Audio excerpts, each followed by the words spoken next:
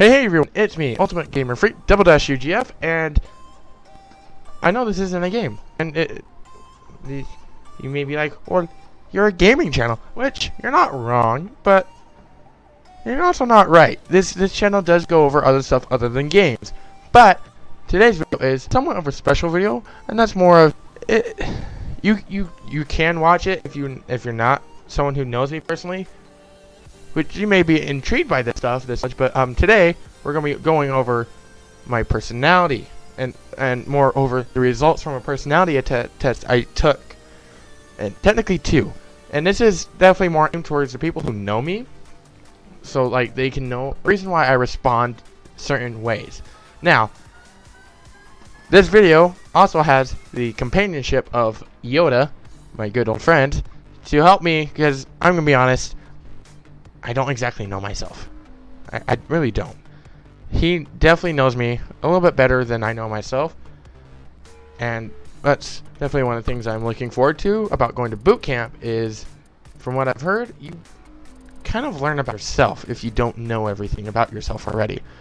So eventually, hopefully, I will be learning about myself and getting to know myself a little bit better, but that is one of the reasons why I took this test 2 years ago. Was the first time I took this test, was so I can figure out why I act certain ways, like who I am, and it does let me know. It actually does help me know who I am. And I recently retook the test, so I'll be comparing the results from the first time to not yesterday, like the last time I took it, which is like 2 days ago. Today is also May 4th, so may the 4th be with you. But before we get into the big personality test that goes really in depth, I'm going to be talking about a little bit smaller one, which is a personality test that I took that puts you into color groups. The only problem with this personality test is it puts you into the color groups of your personality when you're a child and not it now. So I ended up taking this one twice. The first time I took it was I followed the instructions as a child, and I got what is known as the red personality, which is the aggressive personality, which is really honestly true. That is definitely the personality I had when I was like 2nd grade or 1st grade. And the reason why I say that was I was definitely an aggressive child back then. I was so aggressive that like it could be you said something wrong, or like you said something, and if I didn't like it, it could trigger me. And I mean, like, you could have said anything, like, oh, just rework on that sentence, and it would set me off a tangent. And it was really my 2nd grade. It got so bad, there was one time where I got suspended because something happened. But except that wasn't me being told something. Someone threw a rock, and I threw a rock right back. And I was the one who got, I think they got suspended too, though. But I was definitely more the kid you didn't want to mess with back then. But also shout outs go to my 2nd grade teacher, because she had to deal with the worst of it, and like she didn't just like deal with it, she actually tried to help me, which that takes a lot of like willpower, because yeah. But shout out goes to you. You're an amazing teacher, and I know you're definitely not watching this, but shout outs go to you. But that was when I was out. I retook it, and I used more current responses, and I got what is known as the white personality, which is the protector. I had the protector personality, which I can definitely see I do have. I definitely am protective of the people I care about, and one of the famous things that I say that like a lot of my friends can back me up on, because I say like, if you really get into a conversation where like it leads down to this path, I do say this, and that is you can throw a punch at me. Someone can throw a punch at me. They can kick me. They can try to start a fight with me. But as long as I don't feel like my life is in danger, I probably will not fight back. But you can be punching me and kicking me, but the second you throw a punch or a kick or anything towards someone I care about, like a friend, that's when we have a problem. That is where I am definitely more likely to fight. because I'm very protective of my close friends, of the people I care about, and I won't go nice. I will be ruthless because I put them over myself. But that is just the small personality test. Doesn't go into much detail. It just tells you if you're predictive, you're very aggressive, you're very whatever. I can't remember what the other ones were because I didn't get them. But now I'm gonna go into the more newer one. So I'm gonna be showing you the results from my first time I took it and comparing it to the second time I took it. So this is the first time I took the test. And I'm going to jump back and forth because the second one is this one. So so the first time I took the test, I was 60% introverted. The second time I took it, even though you cannot see it on his, but I actually remember the numbers specifically. I went from 60% introverted to 86% introverted. So in the course of the 2.5 years, I became more introverted, which most of you guys should know what introverted is because it's very common. But if you don't, an introverted individual prefers solitary activities, which is decently true with the second part, and that is, and gets exhausted by social interactions. I do get exhausted from social interactions, and not like small social interactions. I mean like big ones.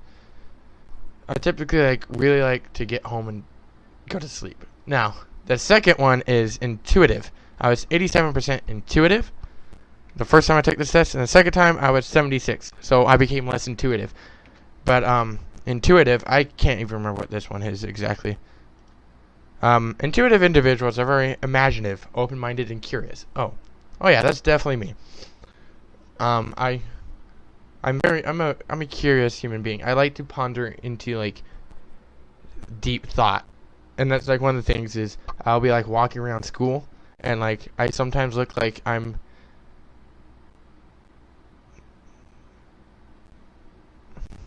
not really easy way. I just look like I'm not mentally there sometimes, and that's mostly because I'm just in my own world. And here it says they prefer novelty over stability and focus on hidden meanings and future possibilities. I love to ponder about the future. I also like to ponder about the past too. Now the third one is I am 75% feelings, and that was first time. The second time I took it, I was 86. So I became more feeling based. Which this one, I don't even need to open this, but I will. It's just pretty much. Alright. Yeah. Individuals are sensitive and emotionally expressive. They are more empathetic and less competitive than thinking types. So pretty much, I don't react well with criticism, which is definitely true. I used to cry. Any criticism ever give, I would cry at.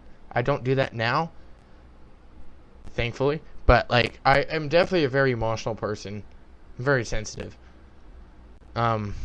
Tactics, I'm prospective, and that was 88% the first time, and this last time I took it, I was 61%. So that's a big number. I definitely have become less prospective, but prospective is.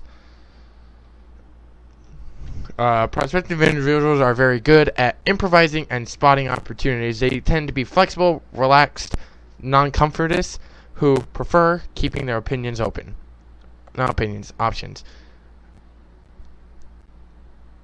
This one, I'll have, we were talking because I was doing the test, and he said, he legit said, I will come up with a bunch of ideas, but as I'm doing a project or something, I'll suddenly switch. I'm like, oh, I want to do this one instead, and it can throw off the whole entire group if it's a group project. And then finally, last one is turbulent. I was 63% before, and now I'm 72%. And pretty much what turbulence is I show traits from other personalities. So, they're also, according to this, they are more self-conscious and sensitive to stress. They are likely to experience a wide range of emotions and to be successfully driven, perfectionist, and eager to improve. I'm definitely not a perfectionist. I always like the idea of improving, and I am self-conscious. But another thing about turbulence is I show traits from other personalities, and one of the best ones one of the best examples is the whole entire introverted personality. A lot of people introverted, like they don't like social interactions at all. I'm fine with social interactions, and I'm actually in like the middle ground. Like I like being on my own. I do. That's where I get like most of my ideas. But I also like being in groups of people. It's once you get into like bigger groups, that's when I start to show my introvertedness. But like I'm able to be in small groups and be fine, and like I will go to a party and be fine if it's a small party. Once you get a big party, that's when I definitely start to get drained. But so that was the results. So please stop.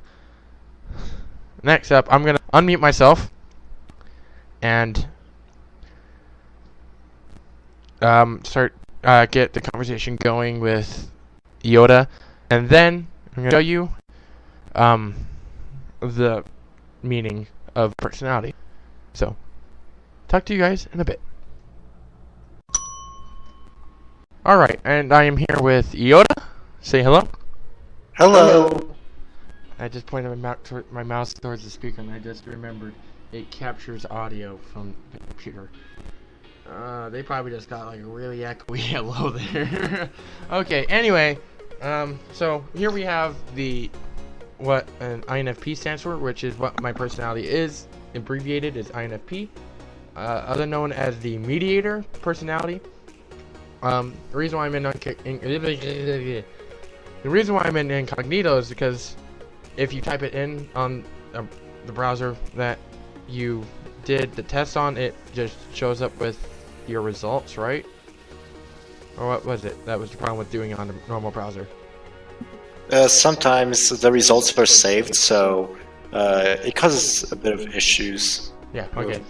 So that's the reason why I'm on incognito. But anyway, so introduction. So mediator personalities are true I can suddenly not speak.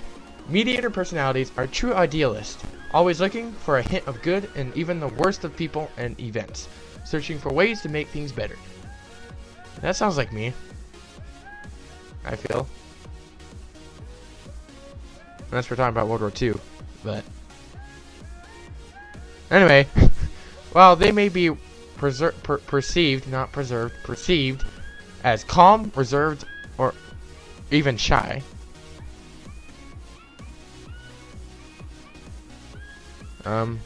maybe not shy, because I am loud when I'm with friends, but mediators have an inner flame and passion that can truly shine, comprising just for that's no, I don't think comprising. That doesn't sound right. Is that how you say it? Comprising? Comprising?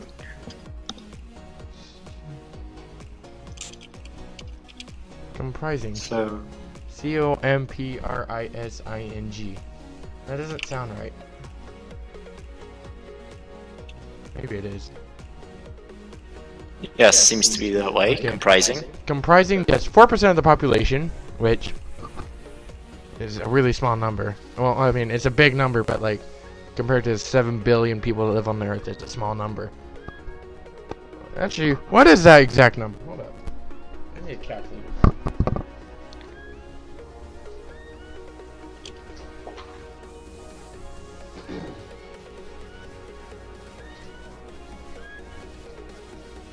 I'm just going to do the simple 7 billion people that live? 7 billion, right?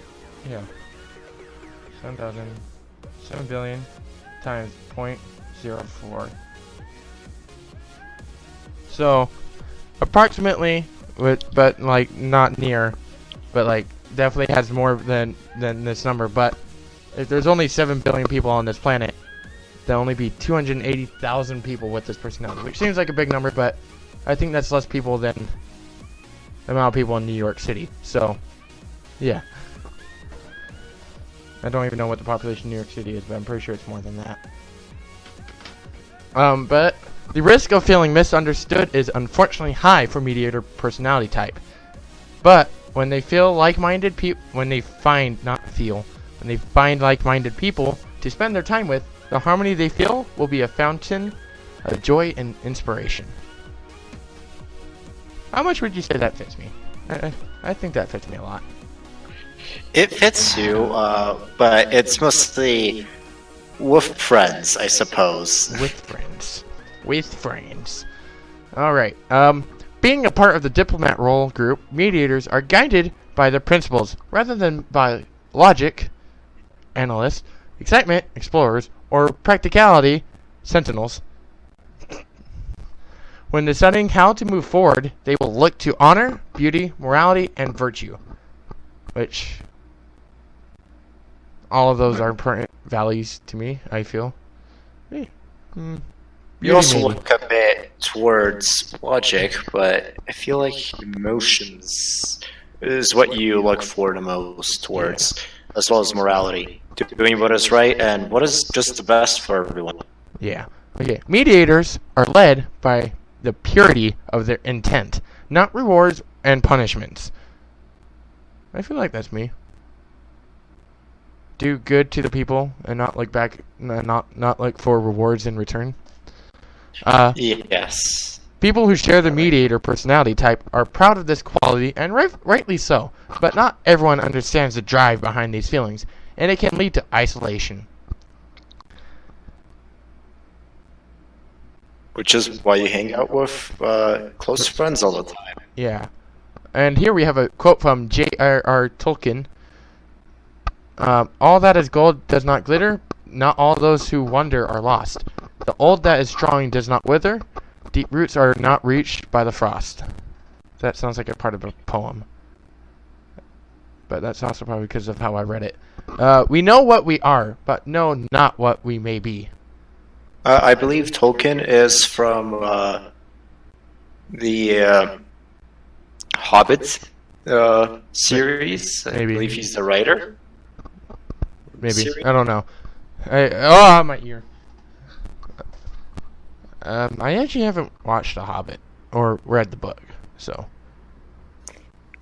I believe he's the writer of the books. But, okay, so at their best, these qualities enable mediators to communicate deeply with others. Easily speaking in metaphor and parables. That does not fit me right there. Actually, I don't think I speak in metaphors or parables at all. These personality types are meant to be a perfect fit for INFPs, and I know, well, I know. you're not. I know, I'm I'm not a perfect INFP, but I'm just saying. I can't remember what a parable is. But anyway, and understanding and creating symbols to share their ideas. I do that. I do create symbols. Fantasy worlds in particular fascinate mediators more than any other personality type. As well as creating your own fantasy world. Yeah, I more create my own. I more create my own stories and. Well, I mean, I guess that's fantasy worlds, but not like the dragon fantasy worlds. I definitely don't fall into that group. The strength of their visionary communication style lends itself well to creative works, and it comes as no surprise that many famous mediators are poets, writers, and actors. Understanding themselves and their place in the world is important to mediators. I do not understand myself, so I don't follow that. And they explore these ideas by projecting themselves into their work. I think I'm pretty sure I do project myself into my work. I'm pretty sure I do that. Mediators have a talent for self-expression, revealing their beauty and their secrets through metaphors and fictional characters. I do it with fictional characters. I do. I reveal my I reveal the way I feel about my life through characters. In the book I'm writing right now, which I guess I never formally announced that I'm writing a book, but I guess here you go, I'm writing a book. But the character, and especially the main character in that book, definitely is kind of like a connected version of me with like a different backstory. But like they definitely show my traits. Mediator's ability with language doesn't stop with their native tongue either. As with most people who share the diplomat personality types, they are considered gifted when it comes to learning a second or third language. Their gift for communication often lends itself well to mediators' desire for harmony, a recurring theme with diplomats to help them to move forward as they find their calling. The whole entire learning a second language thing for me only works if I'm actually interested in learning that language. Because, like, I'm going to be honest, I remember nothing from French class. Except for, Je m'appelle. That's all I remember from that class.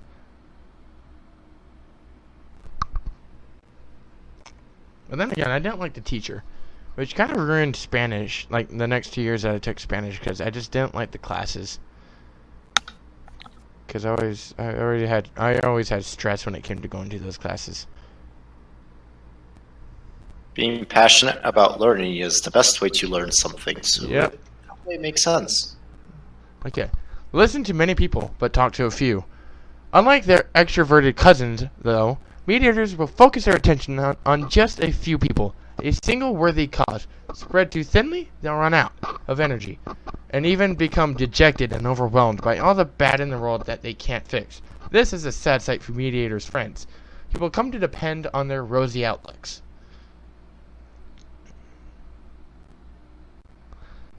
I'm reading ahead. Okay, so this part, I actually talked to this about in the class, but I think I'll talk more about it when we get to the friendship section of this the stuff. Whatever. If they are not careful, mediators can lose themselves in their quest for good and neglect the day-to-day upkeeps that life demands. I do that. Mediators often drift into deep thought, enjoying contemplating the hypothetical and the philosophical more than any other personality type. Left unchecked, mediators may start to lose touch, withdraw into hermit mode, and it can take a great deal of energy from their friends or partners to bring them back to the real world. I don't think I've ever done that, thankfully. I don't think I've gone to that mode, but I'm not 100% sure. Luckily, like the flowers in spring, mediators' affection, creativity, altruism, and idealism will all come back, rewarding them and those they love, perhaps, not with logic and utility, but with a worldview that inspires compassion, kindness, and beauty wherever they go. Okay, so mediators you may know. William Shakespeare, J.R.R. Tolkien. I don't know how to pronounce that person's name. Nor have I ever heard of them. Johnny Depp. Which is interesting. I wouldn't have thought Johnny Depp to be introverted. Julia Roberts. Lisa Kudrow. Tom Hiddleston. Alicia Keys. Frodo from Lord of the Rings. Annie from Annie of Green Gables. And Fox Mulder from X-Files. Amelia Pauline from Amelia. Or Amelie. I don't know how to pronounce that either. Arwen from The Lord of the Rings.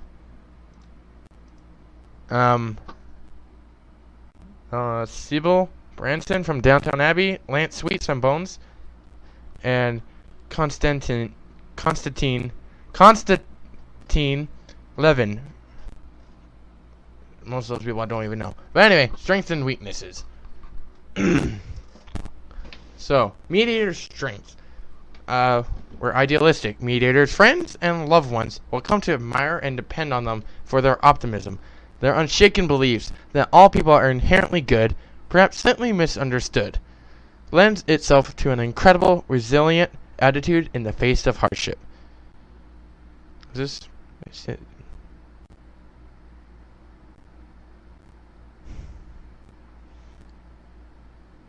How strong of an idealist am I? Well, only partially idealistic, but you do like to think the world to be better than it is, even though it really isn't the way that you see it. So I would say you're more of an idealist than a realist, but you're still kind of in the average section between these two, somewhere around there. Okay. The next strong point is seek and value harmony. People with the mediator personality type have no interest in having power over others, which is definitely true. I'll go into that once I'm done reading. And don't much care for domineering attitudes at all. They prefer a more democratic approach and work hard to ensure that every voice and perspective is heard. This is definitely true. I have tried to be like a leader, have like a leadership role, but in all reality, it's probably a good thing that I've never really gained like a big leadership role, because I definitely am not the type to want to be a leader. I don't like being a leader because it puts a lot of stress on me, and I don't like telling people what to do. It hurts me to do that. You have anything to say on that? You definitely do want some kind of a position of leadership, but it's not a major type of a deal. You don't want to be like a leader. You just want to teach other people what you want to say, rather than to lead them as like a actual leader or president or director or whatever.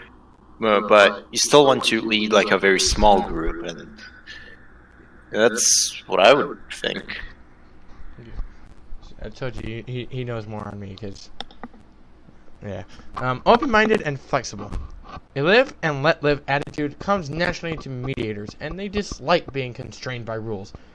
Mediators give the benefit of the doubt too, and so long as their principles and ideas are not being challenged, they'll support others' right to do what they think is right.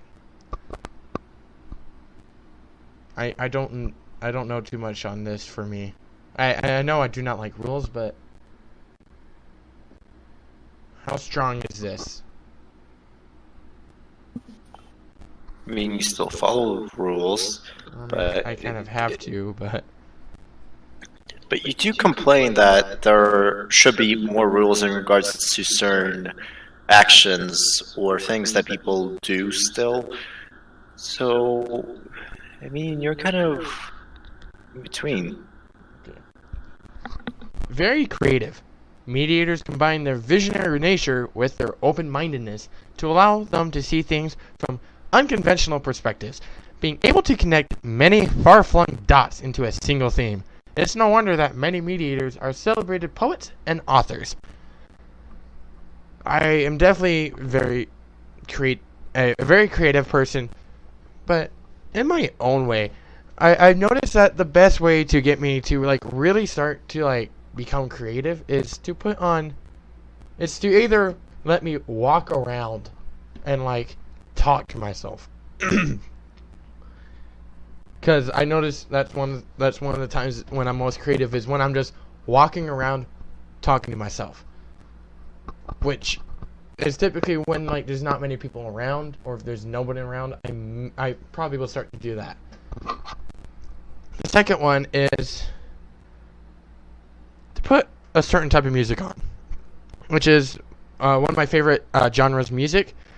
If you really want me, like if you need me to sit down but be creative, one of the best things to do is to put on 1940s jazz. 1940s, the 30s, a little bit of the 20s. So people like Glenn Miller and Benny Goodman are good people to put on if you need me to be creative. I also tend to listen to the Tower Terror Q music, because that has a lot of like the 40s jazz and stuff. So like if you need me to be creative, that's one of the good things you can do is put on 1940s jazz if you need me to be sitting down. Anything else? I think you got that covered pretty well. Okay. Passionate and energetic. When something captures mediators' imagination and speaks to their beliefs, they go all in, dedicating their time, energy, thoughts, and emotions on the project. Their shyness keeps them from the podium, but they are the first to lend a helping hand where it's needed. I don't ever speak on my beliefs. I don't typically do that unless you're really close, in which I might speak on like what I believe in. But imagination definitely is there. But like other than that, I don't know how much I am of that.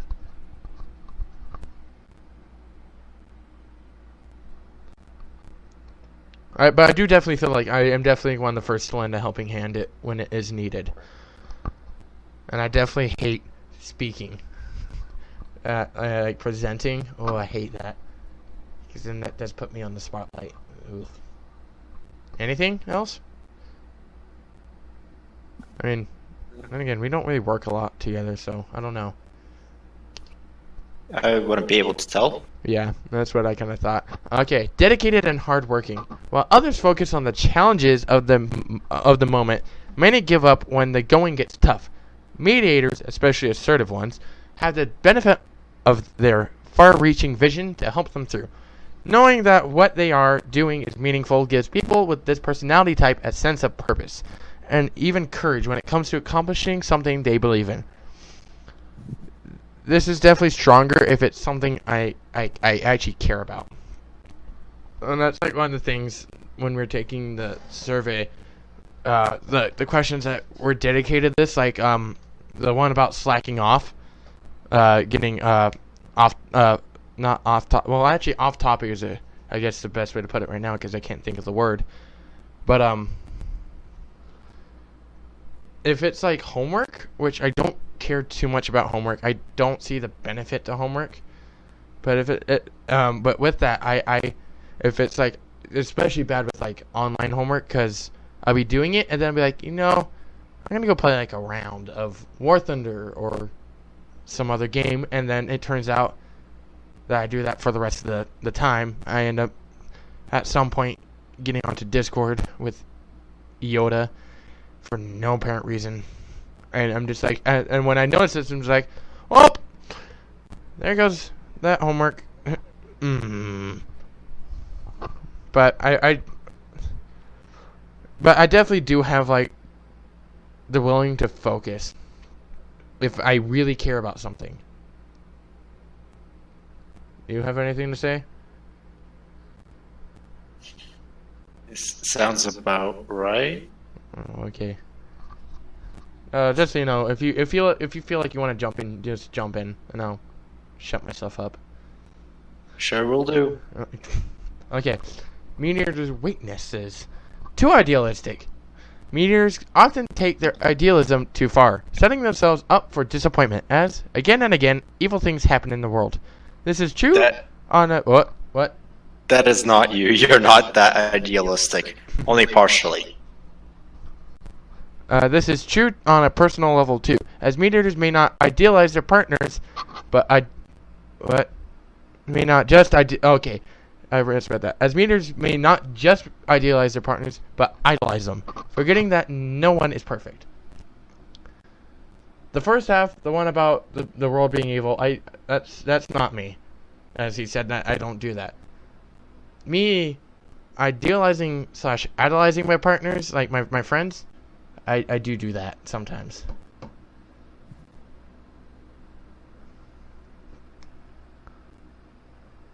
Too altruistic. Meteors sometimes see themselves as selfish, but only because they want to give so much more than they are able to. This becomes a self-fulfilling prophecy as they try to push themselves to commit to a chosen cause or person, forgetting to take care of the needs of others in their lives, and especially themselves. As I stated earlier, I definitely do have a tendency to put others before myself. I'm definitely I don't actually, I think I said this the first time I tried to record this, but I forgot to press the record button. But I'm always the last priority in most circumstances. There are a few circumstances where I do take first priority, but most of the time I'm not first priority. Everyone else is. I'm going to assume he doesn't have anything to say, so I'll go on. Ow. Impractical. When something captures mediators' imagination, they can neglect practical matters like day-to-day maintenance and simple pleasures. Sometimes people with a mediator personality type will take this asceticism so far as to neglect eating and drinking as they pursue their passion or cause. This kind of... Go. I feel like that's the complete opposite of you. You eat whatever you want to, and well, okay. Not a lot. The eating part is definitely not me. The neglect practical matters is me.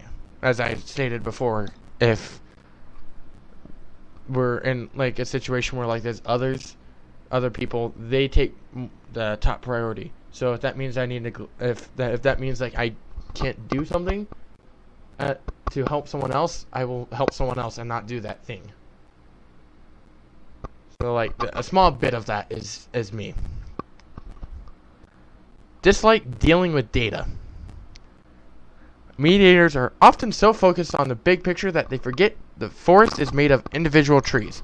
Mediators are in tune with emotions and morality, and when the facts and data contradict their ideals, it can be a real challenge for them.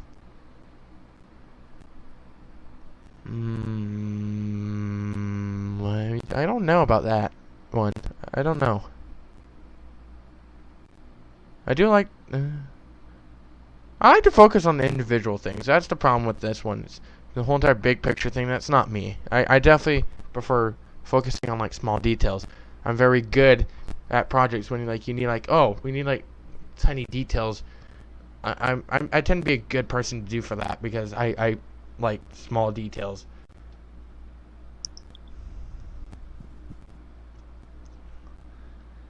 Take things personally.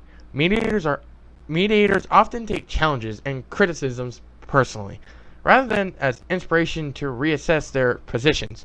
Avoiding conflict as much as possible, mediators will put a great deal of time and energy into trying to align their principles and the criticisms into a middle ground that satisfies everyone.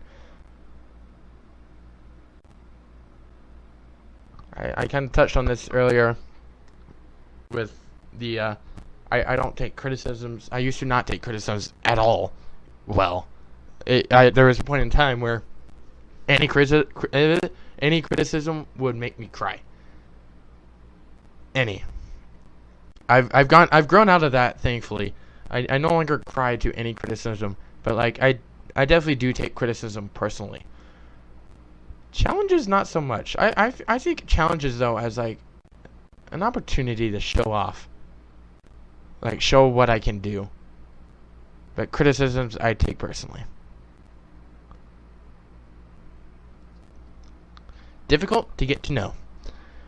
Mediators are private, reserved, and self-conscious. This makes them notoriously difficult to really get to know. And their need for these qualities contributes to the guilt they often feel for not giving more of themselves to those they care about.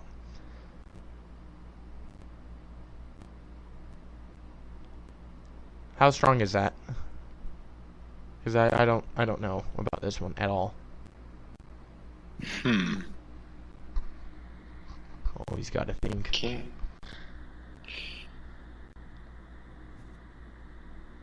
It would take me a bit longer to think about it. So we should probably continue on.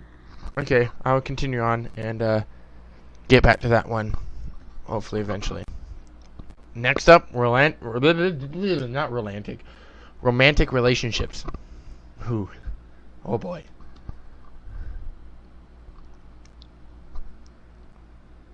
I read the first sentence and was like, what? Okay. Mediators are dreamy idealists and in the pursuit of the perfect relationship. This quality shows strongest.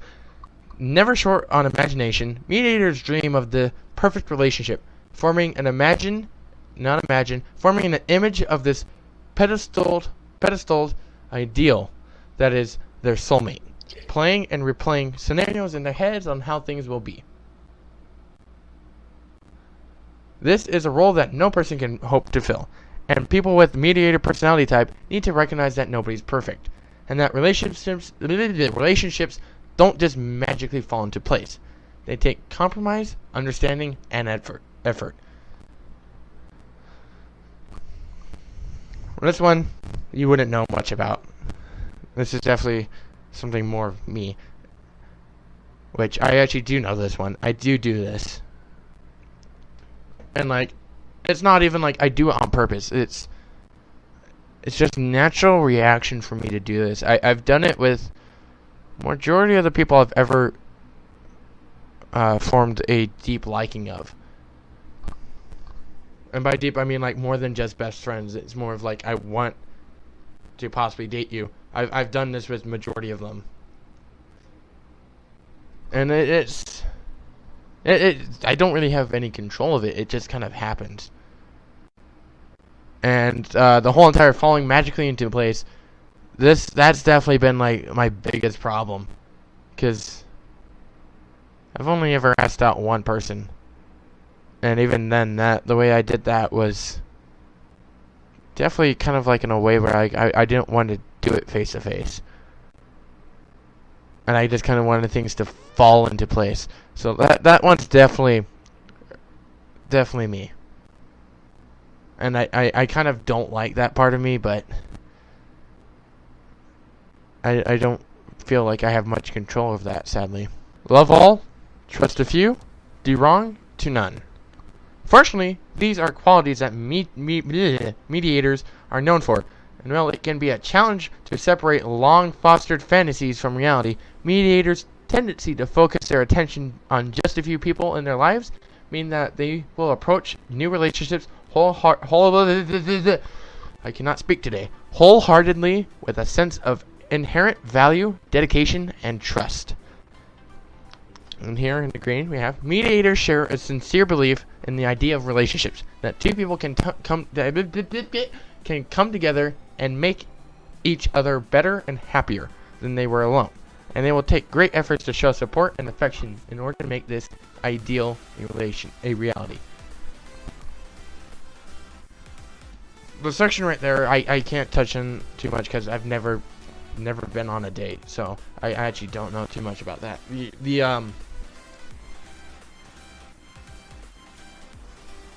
What was it? We focus our attention on just a few people. That is me. And that will be strongly supported in the friendship section, if I'm correct. We're gonna move on because we're not on the friendship section. I really cannot speak today. I don't know what my problem is. But mediators aren't necessarily in a rush to commit. They are, after all, prospecting types, and are almost always looking to either establish a new relationship or improve an existing one. They need to be sure they found someone compatible. I do not like that word. Ooh. In dating, mediators will often start with a flurry of compassions, exploring all the ways the current flame matches with the ideal they've imagined. As I said, I've never been on a date, so but I don't think I've ever done that. But that's probably because I've never been on a date. This progression can be a challenge for a new partner, as not everyone is able to keep up with mediators' rich imagination and moral standards. If incompatibilities and conflicts over this initial rush mount, the relationship can end quickly, with mediators likely sighing that it wasn't meant to be. That doesn't sound like me. Even though I've never been on a date, I don't end things quickly because there's some incompatibilities with my ideal. I definitely will not do that.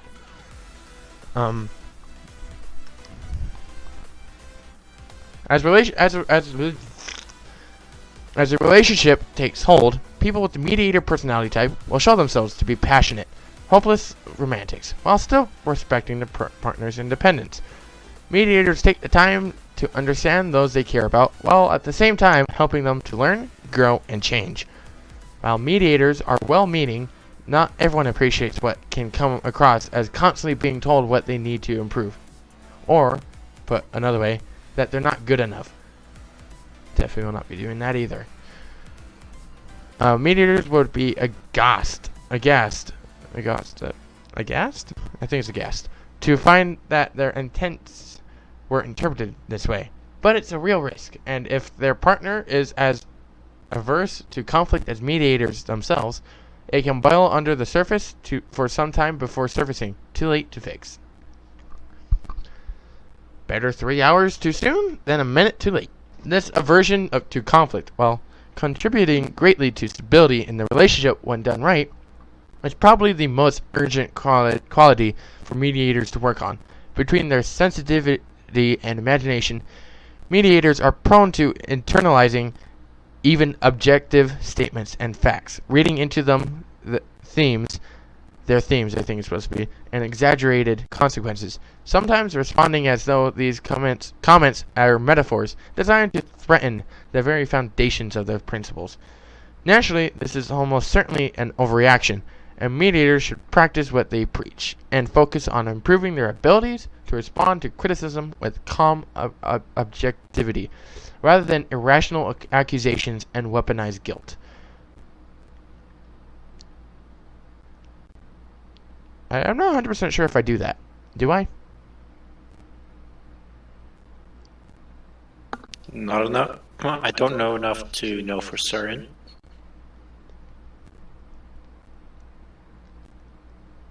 I don't think I have people that do that to me, so that's probably why I don't know.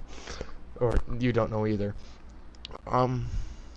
But that's at their uncommon worst. At their best, mediators do everything they can to be the ideal partner. Staying true to themselves and encouraging their partners to do the same, mediators take their time in becoming physically intimate so that they can get to know their partners, using their creativity and understanding their wants and needs, and adapt to them. Okay there. People with this personality type are generous in their affection, with a clear preference to putting the pleasure of their partners first. It is in knowing that their partners are satisfied that mediators truly feel the most pleasure. That is true with me. The whole entire partner's happiness first over my own. I've said that about one of the person. Actually, not one of the person, but like majority of them.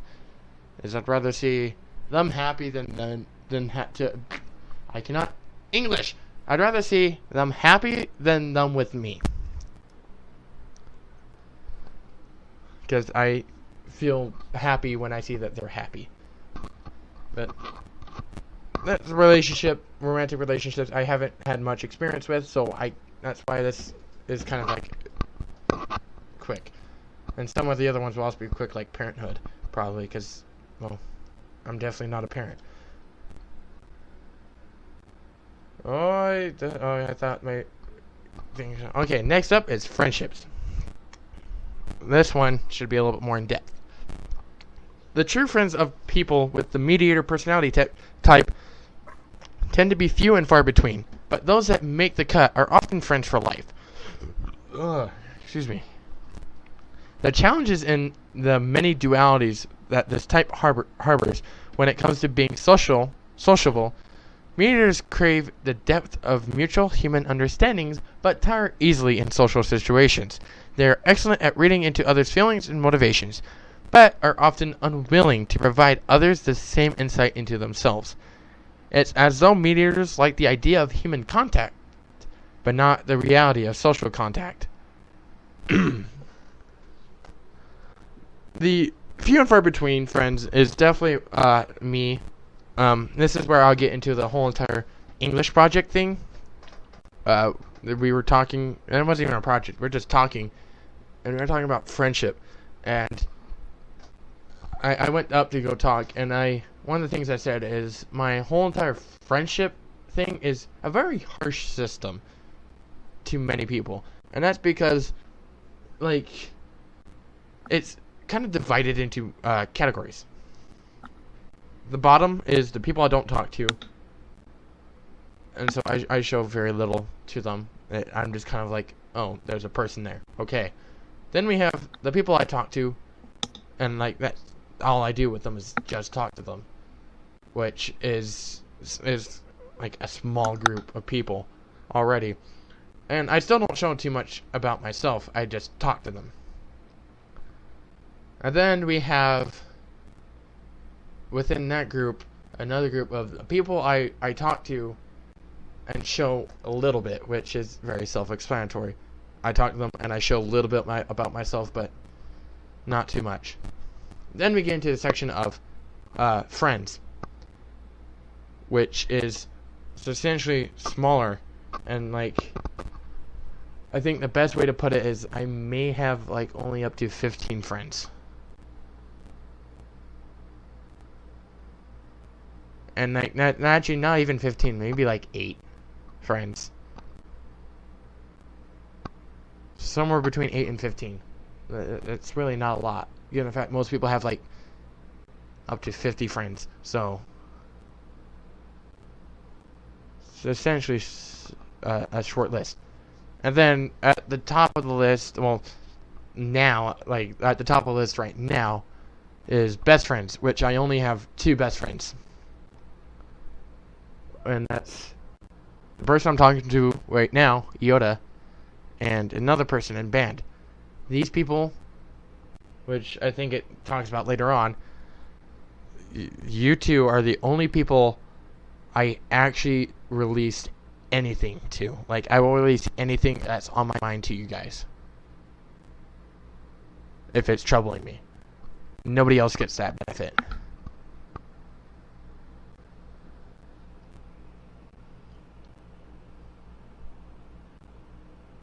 Is there anything that you want to say, or no? I did tell you to interrupt if you ever have something to say. I keep forgetting I said that.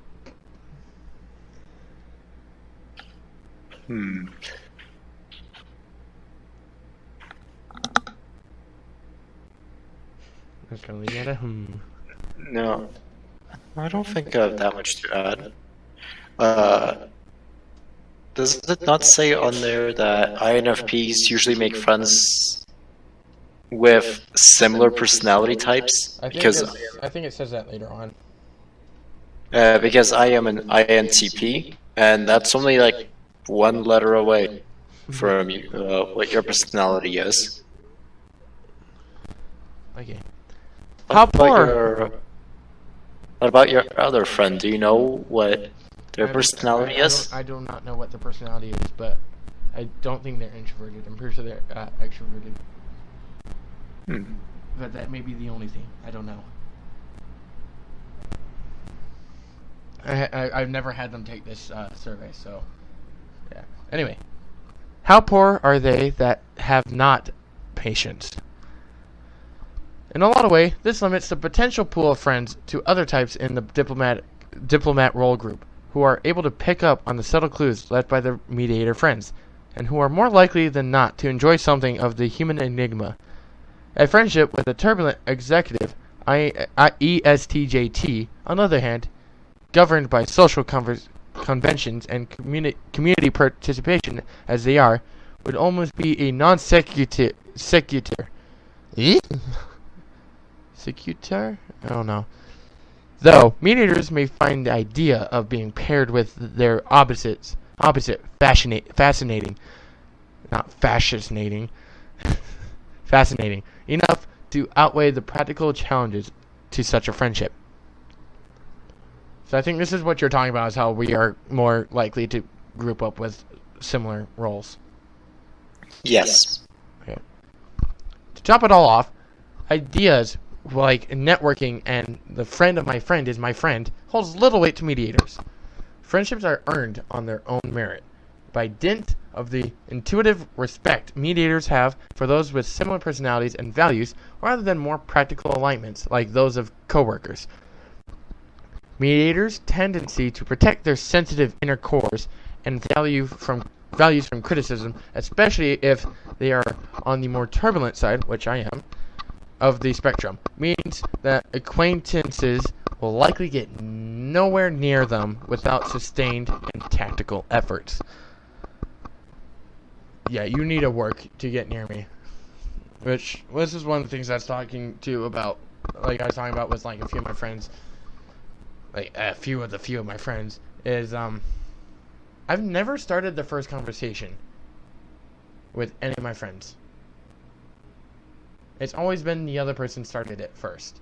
They started the first one. Because I was sitting there, I was like, I've never actually started the first conversation. And so, like, it definitely takes some tactical effort to actually, like, get to know me. And definitely the friends of my friends does not go with me. You're not my friend if you're a friend of a friend. Anyway, what were you about to say?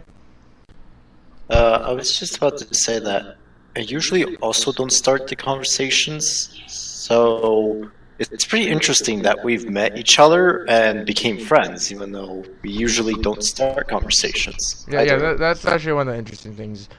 Me and Yoda, we have no idea who actually started the first conversation. But I'm pretty sure he did. But I think he's pretty sure I did. So we have no idea who actually started the first conversation. He's the only person I actually have no idea who started the first conversation. But continuing on, that way this video doesn't turn out to be like 2 hours long. But if mediator shields are properly navigated and they decide to open up and trust another person, a strong, stable friendship will ensue, marked by passionate support and idealism, subtle poetic wit, and a level of emotional insight that is hard to match. Mediator's friends will be rewarded with calm sensitivity and depth, and an ever-present desire to help, learn, and grow. But even the most confident and assertive mediators will only be able to keep up this relaxed and present exterior for so long. So this is definitely something I do with more of like my two best friends. Is you guys see like you see like the full me. My friends see a good majority of me, and then everyone else sees like very little of me or none of me. So that's kind of what I was talking about earlier. Is like, yeah, my best friends are the only people who actually know and see everything about me. In this little green box here, it says, even as friendships grow stronger and deeper, and friends are lulled into a sense of mutual understanding, mediators' enigmatic qualities will never truly vanish. I don't know. Mediators will always need to disappear for a while, removing themselves from others so they can recenter on their own minds and feelings. Often enough, people with a mediator personality type will emerge from this time alone, having come to some momentous decision that even their closest friends didn't know was weighing on them, evading even the option of receiving the sort of support and advice they so readily give. Such is mediator's way, for better or for worse.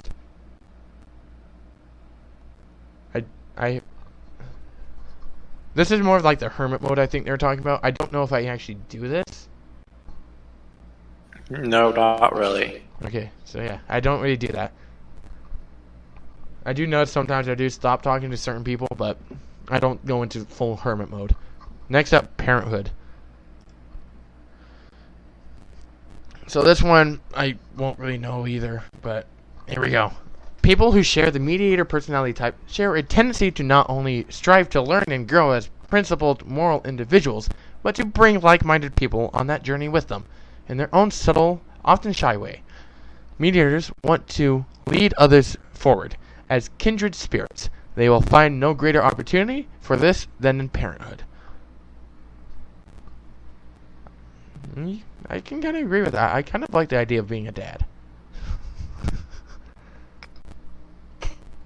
I mean, that's the best way I can put that. I kind of like the idea of being a dad. So, from the start, mediators' parents are warm, loving, and supportive, and take immeasurable joy in the wide-eyed wonder of their children as they explore, learn, and grow. People with the mediator personality type will give their children the freedom they need to do this, keeping an open mind and letting their children gain their own sense of understanding. At the same time, mediator parents will try to provide a backdrop to this freedom and experience, establishing a set of morals and values that guide that liberty with a sense of personal responsibility. As I said, not a parent, can't say too much about this, but I have met children, and that is definitely one of my favorite parts about children is their curiosity to learn and to grow. I definitely do enjoy that part of children.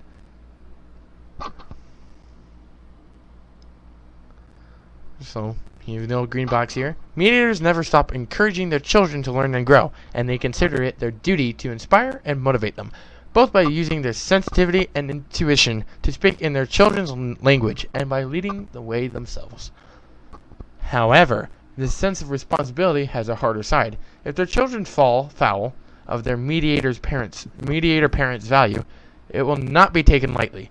People with the mediator personality type take their responsibilities in parenthood seriously, and in this measure, above all others. In some way, mediators' tendency to hide their inner selves from view can be an advantage in parenting, as they are able to portray themselves as good role models on the outside, shielding their loved ones not just from their own occasional anger and depression, but from the broader evils in the world as well. This helps mediators to demonstrate outwardly the moral lessons they want their children to adopt, and at the same time to establish a sense of harmony in the household. Modest doubt is called the beacon of the wise. That was me clearing my throat. The biggest challenge for the mediator parents, especially more turbulent types, this one's going to go towards me because I'm turbulent, who often have even more trouble with self-doubt than most, is to establish more practical and day-to-day structures and rules. Mediators may be able to convey the abstract value of harmony with remarking skills, but it's not always easy to equate that idea with the practical reality of their children being home from the movies when they said they were going to be. And it's especially challenging when these misunderstandings result in conflict. In these situations, mediator personalities do best with a partner who is able to play a stronger hand in more administrative tasks than they can, so they can focus on their underlying spirits of those rules. Not a parent. Career paths. It is perhaps more challenging for mediators to find a satisfying career than any other type. Though intelligent, the regimented learning style of most schools make long years earning an advanced degree a formidable undertaking for people with a mediator personality type. At the same time, that's often what's needed to advance in a field that rings true to them. Mediators often wish that they could just be doing whatever they love without the stress and rigor of a professional life. Pretty much what they're saying is, us mediators we don't like having to go to school to get a degree in order to do what we want. Is what I'm taking it as. Right? Yes. Which is definitely me. I don't like going to school. I don't like it. I just want to be what I want to be. I don't want to go through school, but I have to. Yeah. And that also fits Yoda over here, too. He hates school, I think. School tires I'm just tired of school. It's not that I don't like the education. It's that I prefer to take a bit of a break and then focus on one subject at a time instead of focusing on 8 subjects at once. Because I just can't focus on 8 subjects at once and get a good education in all 8 of them. So if I take a bit of a break and then focus on one, I can actually learn instead of what school does and just says, here, learn all of this, and then you can't learn much of it because it's just too much. Okay. Oftentimes, as with so many things, the answer lies somewhere in the middle, in a line of work that begins with passion and dedication, but which comes to require training, so that the academia feels intimately linked to that passion. too many mediators drift in frustration, ultimately succumbing to the necessity of day-to-day life in a job that wasn't meant for them. But it turns out that despite such exacting demands, modern economics places a premium on the very keys to mediators' challenges: their creativity, independence, and need for meaningful relationships with individuals who need their help. So pretty much we have a tendency to drift into jobs we're not meant to be doing because we're so frustrated with going to school, I think is what it's saying.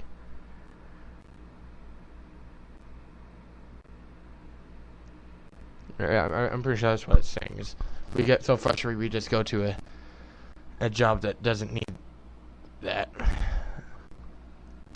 There's place and means for everyone. First and foremost, it's seemingly every mediator's dreams growing up to become an author. While a novel is a classic choice, it is really an accessible one, and there are many viable options for freedom-loving mediators. The internet brings to the world the opportunities of blogging and freelance work. As organizations expand their reach beyond their native tongues, they will come to depend on mediator personality types with their gift for language and writing expressions to take their rougher translations and stale pitches and inject them with a sense of beauty and poetry. Smaller organizations will need more than ever to express with elegance and value that they bring to the local communities. As I said, I'm writing a book. I'm specifically writing a novel. I'm in the beginning stages of it, so it's going to take a while for it to actually come, but yeah, that kind of fits me.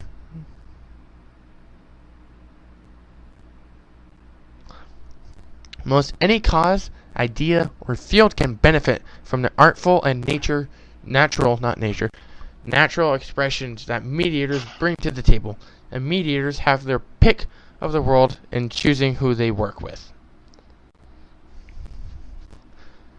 The real beauty here is that it takes a core interest that people with the mediator personality type share, while helping a cause they believe in, independently through creative expressions and personal growth, and make it applicable to any interest there is.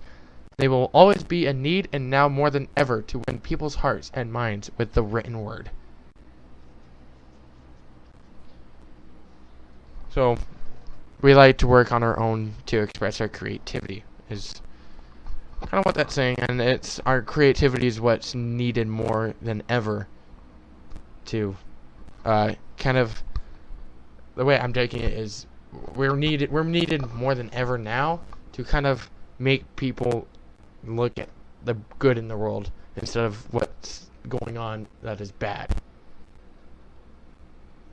which is what the news always seems to focus on, is the bad, because that's what gets the most views, and I hate that about the news.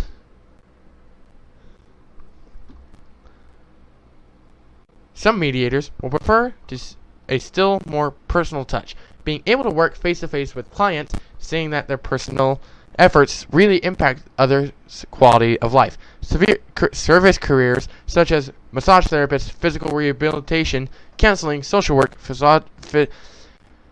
psychology, and even academic roles like a teacher and retraining can be exceptionally rewarding for mediators. We take pride in their progress and growth they help to foster.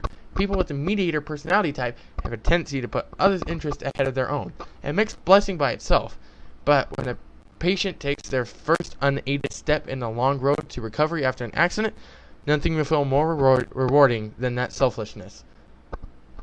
So, where is it? Academic roles. That's actually my ultimate goal. Is one of the things I want to do is teach,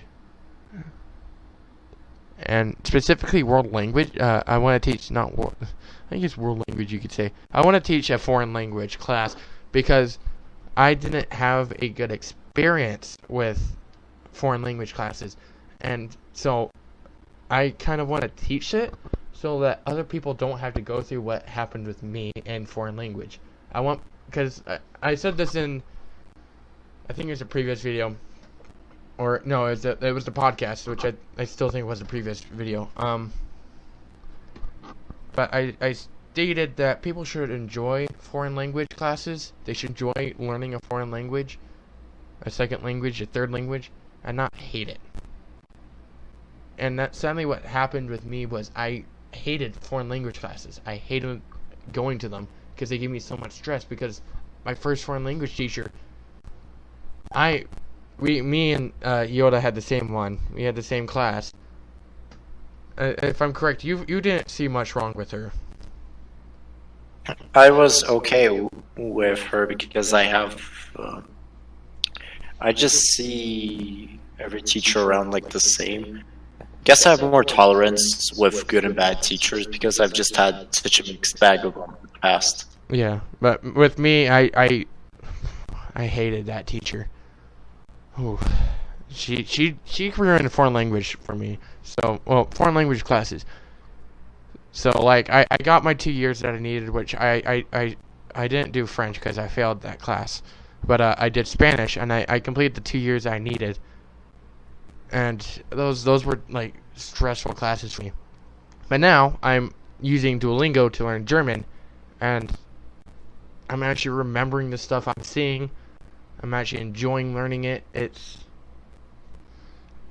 just what happened with that teacher that ruined it for me. If to do were as easy as to know what were good to do.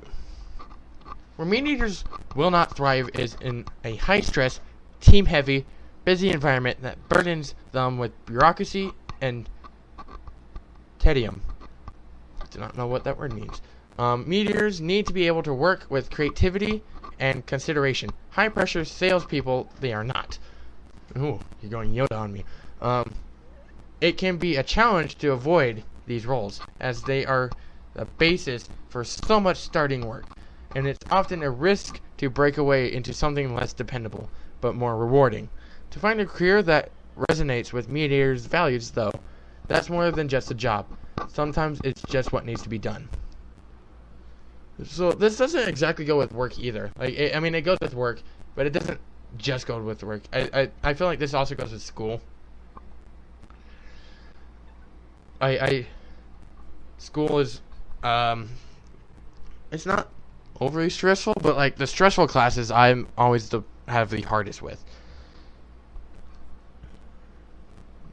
I feel like it's always like the busy, high stress classes that I always have to struggle with. You have anything else to say? No. Okay. We are now on the final stretch. We only have like 2 more things, and really 1 and a bit, because the conclusion isn't actually too much of them going over what they went over. It's kind of like, oh, you should join our academy. So we're pretty much almost done here. And I know this is definitely over an hour long. It's probably going to be more like an hour and 30 minutes long. But hopefully you guys are still here. So next up is workplace habits. In the workplace, MeatEaters face the challenge of taking their work and their profession personally. To MeatEaters, if it isn't worth doing, it isn't really worth doing. And this sense of moral purpose is in their work colors, everything from how they respond to authority to how they express it. Though the way the MeatEater personality type shows through depends on the on the position. There are a few basic truths about what MeatEaters seek in the workplace. They value harmony, need an emotional and moral connection to the work, and loathe bureaucratic tedium. Tedium. I still don't know what that means. The whole entire, to MeatEaters, if it isn't worth doing, it really isn't worth doing. This is what I was kind of talking about with homework earlier. I don't see a need for homework, which is why I probably procrastinate so much with it and tend to get off track when doing it. So that's kind of what I was talking about, is I don't see a worth in doing it, so I don't really do it. And it's they keep mentioning harmony, and this is one I do really want to ask you. How much of importance is harmony for me, do you think?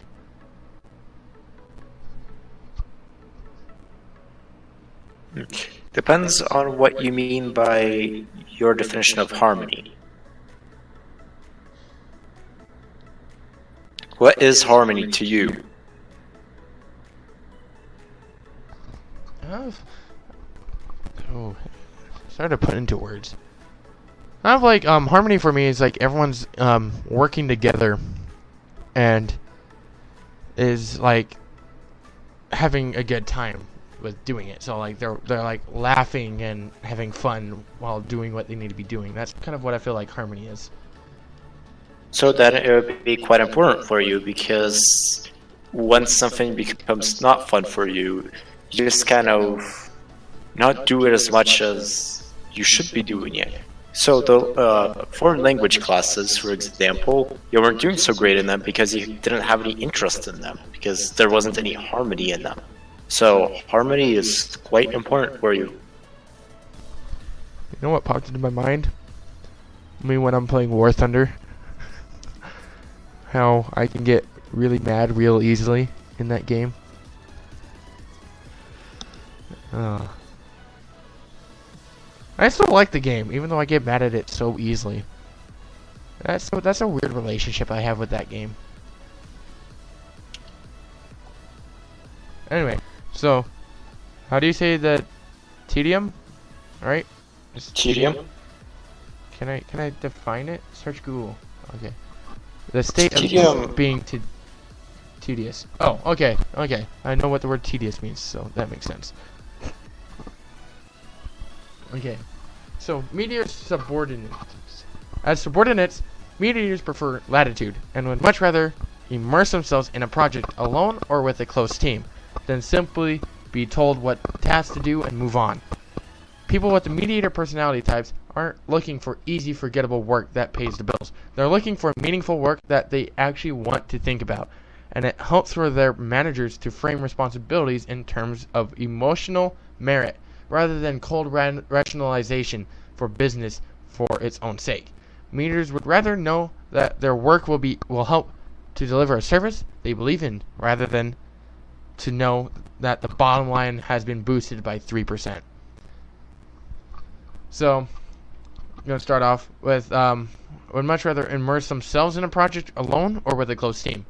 I'm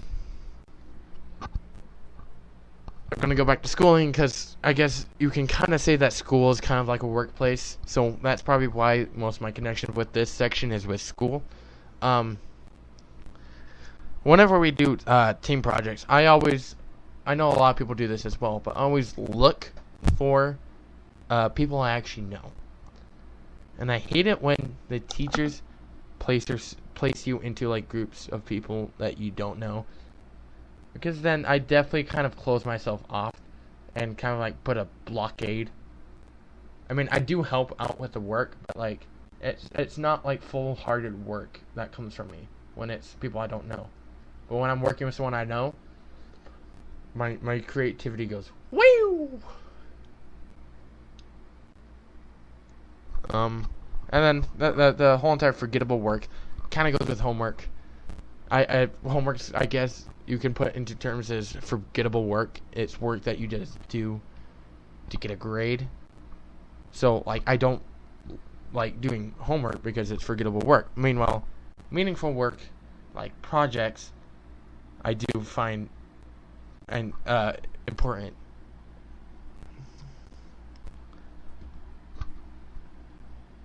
Anything else? Because I don't know if you forget that you can interrupt. It's like there's not really that much else. I know you just like stuff that you think it's important, and when you don't think something's important, then you just don't do it, but yeah, it's not much to it. If these standards are met, managers will find an extremely dedicated and considerate employee in mediators. As idealistic opportunity seekers, mediators may not always work well in technical applications where the facts and logics really matter, and critique is often necessary, but they work beautifully in more human and creative endeavors, while some types, especially those of the analyst role group, respond favorably to negative feedback, taking criticism as an opportunity to not make the same mistakes twice. You really cannot English today. People with the mediator personality type would much rather hear what they did right and focus on what to do rather than what not to. There was a certain sentence somewhere. Where was it?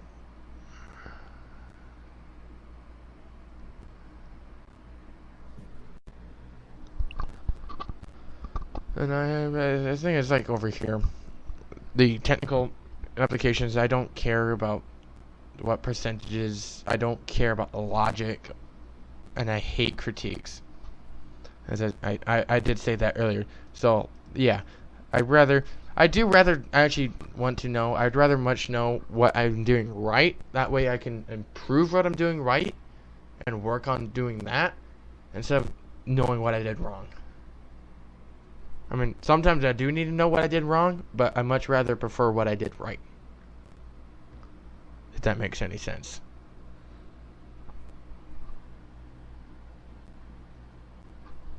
Okay. Mediator colleagues. Mediators feel most comfortable among colleagues. They aren't interested in controlling others and have a similar distaste for being controlled. Along with their colleagues, mediators will feel freer to share their ideas. And while they may maintain some psychological distance, they will make every effort to be pleasant, friendly, and supportive, so long as their coworkers reciprocate. Mediators don't like conflict or picking sides, and will do everything they can to maintain harmony and cooperation. That sounded like you wanted to say something. Not quite. It's just what you were saying before. With how you want to be in a group of people you already know, and that's what's best for you instead of just random people who you have no connection with, because you don't really know them and you don't really know how to be pleasant to them because you don't know what they react to what. Yeah. And then the whole entire word was it, we hate being controlled. Oof. I hate being controlled. I mean, well, okay. I don't hate being controlled, but I don't like being controlled either. And I know that kind of contradicts the whole entire I want to join the military thing. Because military, you're being told what to do.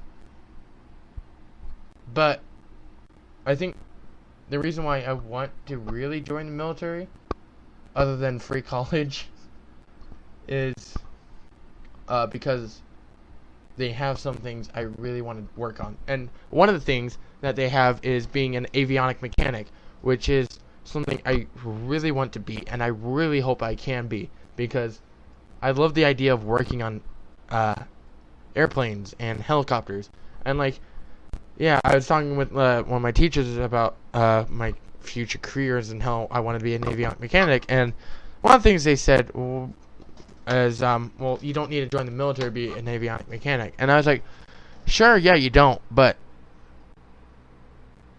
you don't get to work on military-grade aircraft either, though, when you're not in the military. And that's really what I'm more into. Like, I'm not into commercial jets or, like, commercial helicopters. I'm more into, like, the military-grade aircrafts and stuff. So, stuff like F-22 Raptors, Apache attack helicopters. I have interest in them. They're very interesting ideas to me. But in complete reality, which I know this is not what I'm going to be working on, but most of my interest that lies with that is the World War II aircraft. So the P-47, BF-109s, the B-29, Spitfire, Junkers, or other known as Stukas,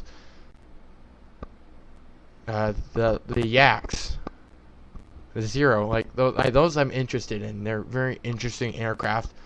It's interesting to see how they were made and their technical parts and stuff. And I know I won't be working on those, but it's definitely something I'm into. And that's probably, I think that's why I want to join the military, is because of I can work on things that I wouldn't otherwise be able to work on unless I'm in the military. You have anything? No. Okay. So sometimes I don't know if you have something to say or not, because you're very quiet all the time. You're just like, Okay. Most of this comes down to good communications, which mediators prefer to conduct in person for that personal touch, or in writing, where they can compose and perfect their statements. People with the mediator personality type avoid using phones if they can, having the worst of both worlds, being both detached and uncomposed. Mediators also like to feel like their conversations are meaningful, and while they enjoy exploring philosophy more than most, their patience for arbitrary hypothetical brainstorming or dense technical discussions is limited. I'm going to let you touch on that first, because I definitely do see something that kind of contradicts me, and I know you know it because we do it all the time. So I'm going to kind of let you go first. No, you should go first. Okay, I guess I'm going to go first. Prefer contact in person. I guess that's kind of true. I rarely text. That could very well because I don't ever get texted too, which kind of hurts. Nobody ever texts me. I mean, I guess you do, but that's on Discord. But I don't usually talk through text, and if like we're talking a lot, typically I'd rather go into a voice call or a call so I can actually talk to you and not type. But there is the writing section, which I think this kind of goes in with like a lot of mediators have the big dream of being novelists or poets or and things on those lines, because we express ourselves through writing.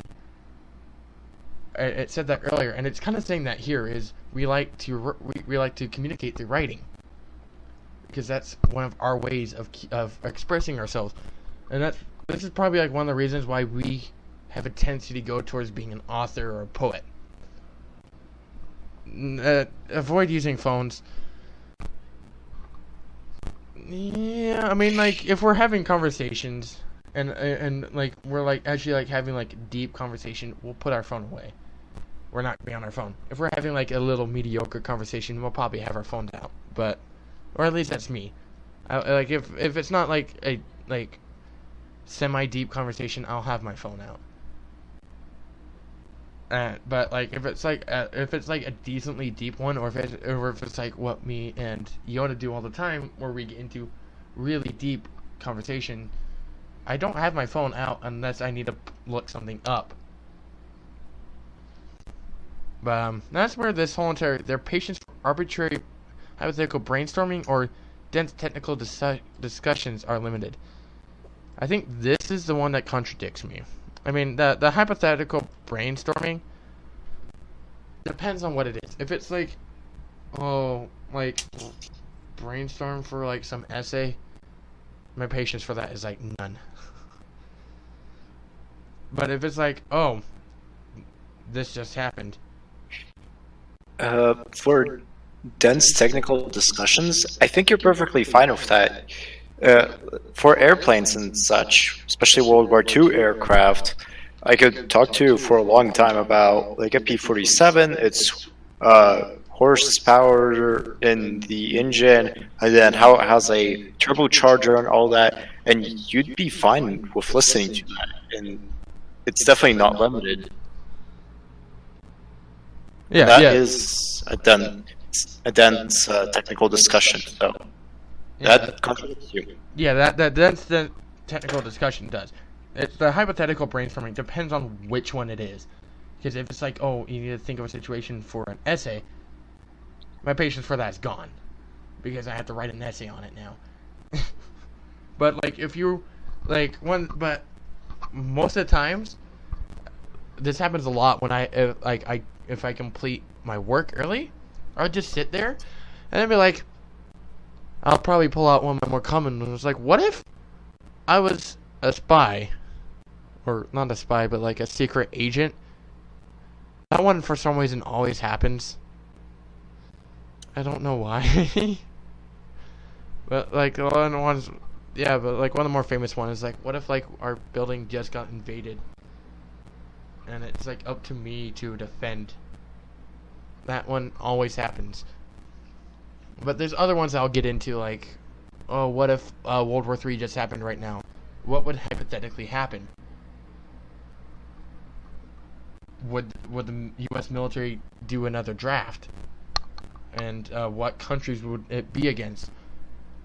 With, of course, the biggest one theory for me, it would be probably America versus Russia, because our whatever it's called is not the greatest. I feel like it could also be China, but it could also be China. It's close enough. And then, I mean, I don't know if war with North Korea would really cause a world war. It could, with the allies, if like an allyship with that was to form in like certain ways. But yeah. So hypothetical brainstorming depends on the situation. But now we're going to move on to mediator managers. As managers, mediators are among the least likely to seem like managers. Which is true. I cannot imagine myself being a manager. Their egalitarian attitudes lend respect to each subordinate, preferring communication as human beings than as a boss/employee opposition. People with a mediator personality type are flexible, open-minded, and give their subordinates the tools they need. But I think this is a typo. Be they responsible delegation or an intuitive and receptive sounding board to get the job done. Keeping their eyes on the horizon, mediators set goals that achieve the desirable end and help the people working under them to make that happen. As I stated earlier, I really do not see myself as a manager, and this kind of goes into like the whole entire leadership positions. I struggle with being a leader. I feel I don't feel like I'm definitely I don't think that I am the type of person who would like to be like a leader.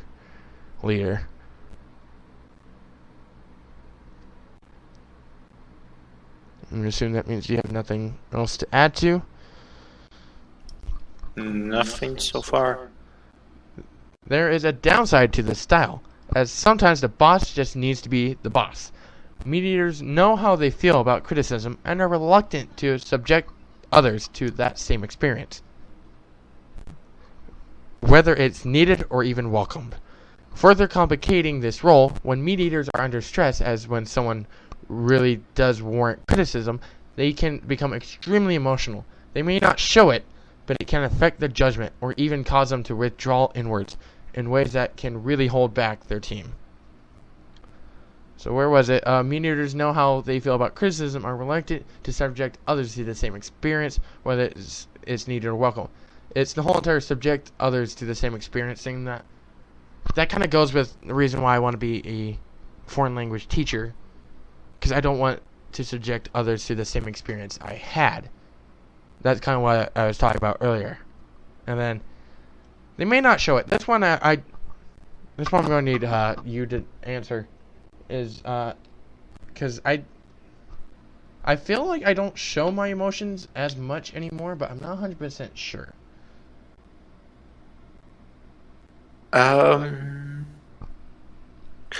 I'd say you show your emotions a bit less over time, but I feel that like that's also a product of just simple maturity rather than just changing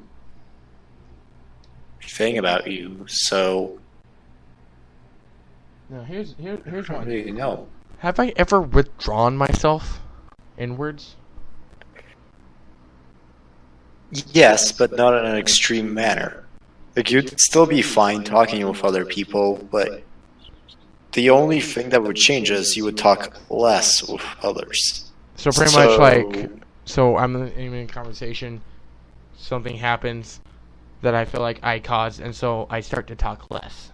Is pretty much what you're saying. It's more like you're less interested in conversation.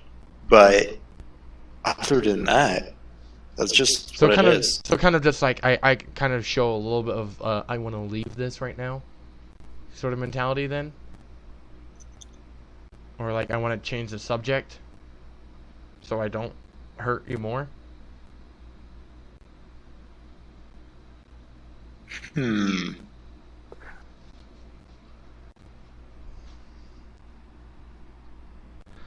I think I understand what you mean.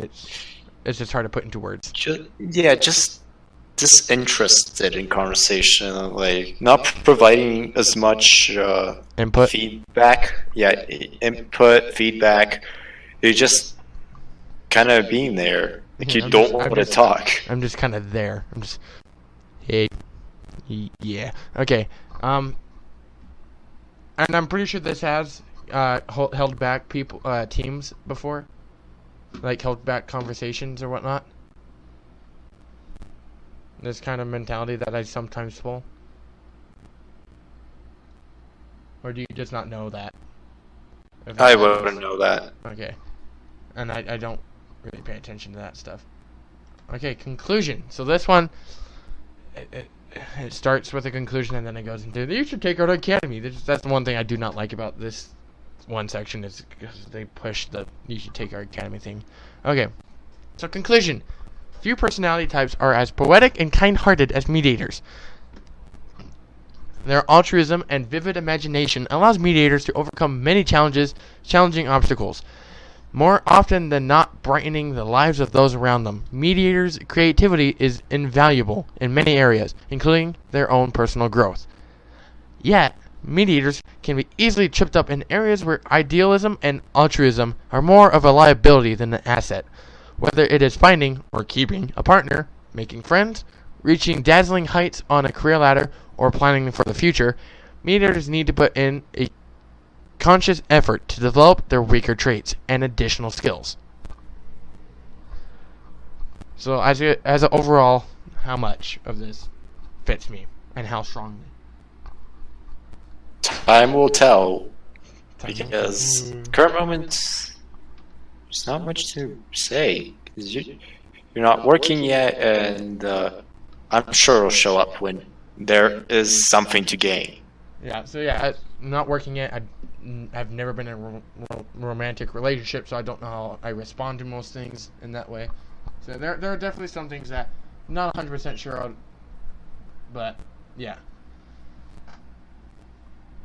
So this is, I'm going to read this last paragraph because this is legit, because everything else is, you should take Art Academy. So what you've read so far is just an introduction into the complex concept that is the mediator personality type. You may have muttered to yourself, wow, this is accurate, it's a little creepy, or finally someone understands me. You may have even asked, how do you know more about me than the people I'm closest to? No. Well, okay, first time I read this, yes, on the first one, wow, this is accurate, it's a little creepy. But the other two is no. Because this doesn't fully understand me. So I definitely know the people I'm closest to know me more than this says. But so that's pretty much my personality in a nutshell. Do you have anything else to say before I mute you and conclude this episode? I mean this video? No. No? Alright. Well, I'll talk to you once this I'm done with this video. Alright. If you want to say goodbye, go say goodbye. Goodbye, everyone. Alright, so that's my personality type. I know this is like 2 hours long. Didn't expect it to be this long. I was expecting maybe like a 30-minute video, but I guess I really had a lot more to talk about, and this is more of like, as I said in the beginning of this episode, this is more aimed towards the people I know, the people I talk to, be it my friends, like the lunch group that I sit with during lunch. Just so you guys know, if you're actually at this point, all of you guys I consider as friends. Each and every one of you is a friend of mine. You're not like someone I talk to and show a little. No, you guys are friends. But this is for like you guys, so you guys understand why I am the way I am, and like, yes, I didn't need to put this out, but I feel like it's just important for me to do this, and so like it may not be as important as I feel it is, but I just feel like I should put this out. So, this is for you guys who I actually talk to, who actually know me personally. Maybe you're not in my friends group. Maybe you just didn't like. Maybe you think you're in my friends group because maybe you think you're friends with me, but like, yeah. Keep in mind, like, I only have up to 8 to 15 friends, people who I consider friends. So there's a chance you could be a friend. If you really want to know, you can come and ask me. But do you be prepared just in case for me to say that I just see you as a person I talk to? Because you may be that way. You may just be a person I talk to, but I show a bit of myself. But I'm going to conclude the episode here. So I'd like to thank you guys for watching. If you did enjoy this video, please do click that like button. If you're, I don't know, I really cannot English today. If you are at all new to this channel, or if you've visited this channel before, but that subscribe button is still red, what are you doing? Go on and click it. And also, ding that notification bell, so you can get notified of the next time I upload. I'd like to once again thank you guys for watching, and I'll see you in the next video. If you made it this far, type in, wow, you nib. See you guys later. Peace out.